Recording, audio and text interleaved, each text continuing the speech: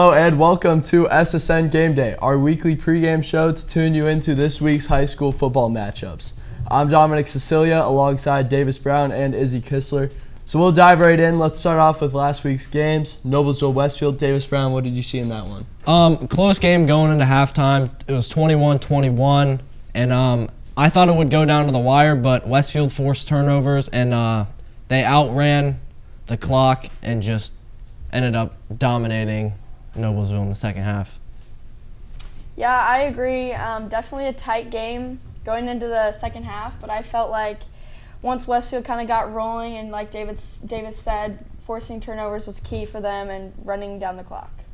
Yeah, this is a game that was tied up at halftime, 14-14 as well as 21-21, but 21 unanswered points by Westfield is what really sealed this game up for them. Now we'll get into Lawrence Central Cathedral. Davis Brown, what did you see in that game? I thought it would be a little closer, honestly. I think Lawrence Central is still a great team with a great defense, but I think Cathedral was just the better team on all sides of the ball, and they showed it there, 33-13. Good win for Cathedral. Yeah, I also agree with Davis. Definitely a blowout by Cathedral. I mean, when you have Danny O'Neill in the pocket, there's not much you can do to guard that and stop that. Yeah, Lawrence Central held with them for a little bit up at the start. It was a close game, but another game where the favorable seed really just pulled away in the end. We'll move on to Carroll Warsaw. Davis Brown, what did you see in that game? I thought Carroll looked a bit shaky from what we've seen this season. Obviously undefeated, only one of two teams left undefeated. So I think Warsaw really showed that Carroll has a few weaknesses on the defensive side of the ball, and they kept it close with them, but I think Carroll just had like the edge there on offense, and they were able to get the win, 34-17. Yeah, going off of what Davis said, definitely Carroll being undefeated plays a big factor in who they play and their opponent. So I felt like Warsaw coming in as a big underdog. Not much you can do when you have Carroll's offense, but definitely a little shaky on the defense. Yeah, this is a Carroll team that had a lot of questions going into the playoffs, but I think they really proved themselves so far. But that game against Warsaw is a lot closer than what the score shows. They really won that game off of 3 late turnovers. If it wasn't for that, this game could have possibly gone into overtime. Next, we'll take you into one of the biggest upsets of the playoffs so far, Lafayette Jeff defeating Crown Point. Davis Brown, what did you see in that one? Really surprising one there, as Crown Point has pretty much dominated all the teams that they've played. I mean, Lafayette Jefferson's running back, Glenn Patterson, rushed for 250 yards and 2 touchdowns. So when you have a rusher of that caliber, it's pretty hard to lose. Yeah, when Lafayette Jeff scores 17 points in the fourth quarter and 7 points in the previous 3 quarters, you know, how are you going to not win after Crown Point only scoring 7 points in the fourth quarter? You know, you can't really make up for 17 points and being down by 10. Yeah, huge offensive attack by Lafayette Jeff in the fourth quarter. Their running game really took over this game, which was a surprise to me because this is a Crown Point team who really dominates in the trenches. Big linemen on both sides of the ball, but they just weren't able to defend against that Lafayette Jeff running game. Now we'll move into HSC Fishers. Davis, what did you see in that one? HSC, I think, going into this game was the better team, and I think they showed that. But a big breakout game for Jalen Alexander, who's had some fumbling issues and just has been a bit overshadowed by AZ Wallace in the past few weeks. Really showed off there with over 250 yards and 2 touchdowns, and really sealing it for the Royals after the Fishers had that late touchdown on the first play of that next possession. He ran one in for 60 yards, so I think that really killed Fishers' momentum. Honestly, what really set the tone was the blocked extra point when the Fishers Tigers had their first touchdown drive in the second quarter. I feel like once you have a big play like that, it's hard to like have the opponent really step up and try to come back from that. Yeah, definitely a huge momentum shifter. That blocked extra point really sets a tone. I think this is a game that in the first time around in the regular season, HC probably did not deserve to win that game. They got pretty lucky, but in the second half, they really show that they are the better team that a lot of people think they are, and they came out like it and won by a huge margin. Go. We'll now move into game intros and picks. We'll start off with our game of the week, Cathedral traveling to Brownsburg. These are 2 nationally ranked teams and 2 of the top teams in the state. Davis Brown, who do you like in that one? This one obviously being a rematch from earlier this year in the regular season, and Brownsburg ended up getting the win in that one at home. And I think that Brownsburg will repeat in this one. Cathedral's defense is one of the best defenses in the state, if not the best. And offense is great too with Danny O'Neill, quarterback. But I think Brownsburg, with their quarterback back from injury, and their defense is also very strong, I see Brownsburg winning this one at home, 38-24.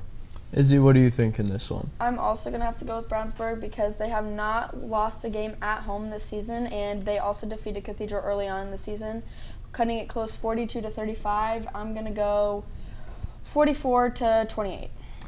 Yeah, I'm going to go Brownsburg in this one as well. I think since the playoffs have started, they have looked like a completely different team. I would even say that there's a chance they've looked better than HSE so far, defeating every team that's coming their way by a huge margin, including a very good Ben Davis team. Whitaker brings a whole new element to this offense, and their only loss on the year is to HSE when Whitaker did not play. So I'm going to go Brownsburg 45-28. Now we'll move into Lafayette Jefferson versus Carroll. Davis Brown, what do you like in this one?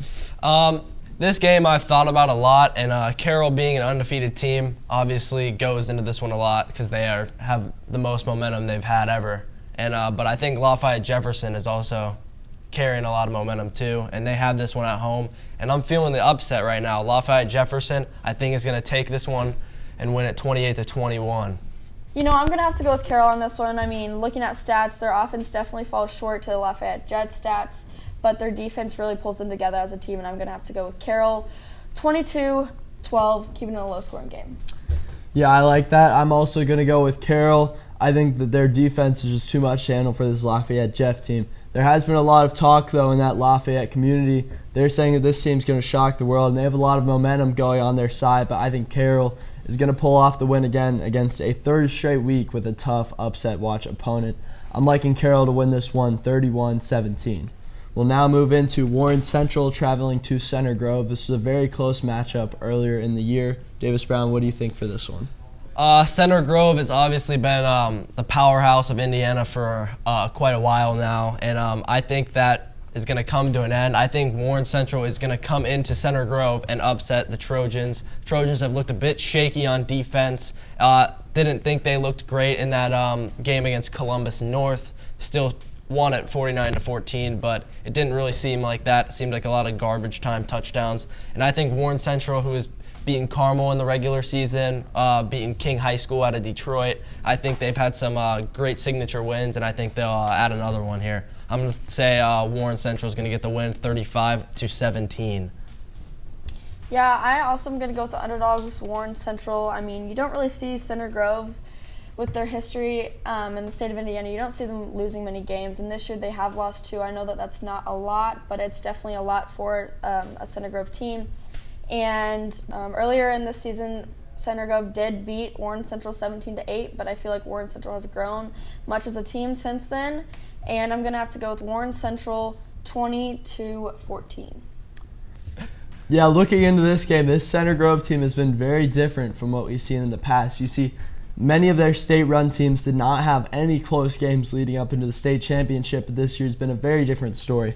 Looking at that Warren Central game that we talked about earlier on in the year, that was a surprise as Warren kept that one really close. And I think for the whole span of the year, Center Grove has not looked as dominant as we believed they would be. Looking at that Cathedral game where in the fourth quarter they gave up 28 points to lose that one. Also, I think a big teller in this one, although they won 49-14, that Columbus North game was a lot closer than it tells by the score. That game was 14-0 going into the half, and it should have been 14-3 after a missed field goal from Columbus. I think that if Warren Central is going to have a chance in this game, they're going to have to keep it to a very low-scoring game like what happened last time. But I think they will do that. I'm liking Warren Central to win this game on a last-second field goal, 17-14. We'll now move into the game where we're at right now. Hamilton Southeastern taking on Westfield at home. Davis Brown, who do you like in that one? I think this one's going to be a good day for HSE. I think that having a rematch against Westfield at home will be key for them. And obviously the last matchup, both teams looked a bit shaky. Some shaky quarterback play from each team as well, and turnovers. But HSE squeaked that one out 26-21. I feel like it's an improved Westfield team, but I still think HSC, the undefeated Royals, will get the win here. I'm going to say HSC is going to win this one 31-21. Izzy? I am also going to have to go with the Royals. Early on in the season when they did match up against the Shamrocks, I think that only winning by one scoring drive kind of says a little bit. Like Davis said, Westfield has become a better team since then, and I think that they'll give them a little bit of a run, but I think the Royals will still eventually come out on top, going 37-30, only winning by one scoring drive again. Yeah, most people take the Royals in this one without a doubt, but I would say, looking back on previous years, this has a lot of similarity to a game last year where Westfield took on HSC in the Sectional Championship and gave HSC a heartbreak. Now, I think this is a very different HSC team. They're nationally ranked and one of the best teams in the state, if not the best team in the state. But this Westfield team that they played earlier on in the year and won by a close game, that was a very banged-up Westfield team at the time. But I still think that this HSC team is going to pull this one through. I'm liking HSC 28-17. That's going to be all for SSN Game Day this week. I'm Dominic Sicilia, joined alongside Davis Brown and Izzy Kistler. We'll now send you up to the booth with Adam Hipsky and Davis Gehrig to show you HSC Westfield.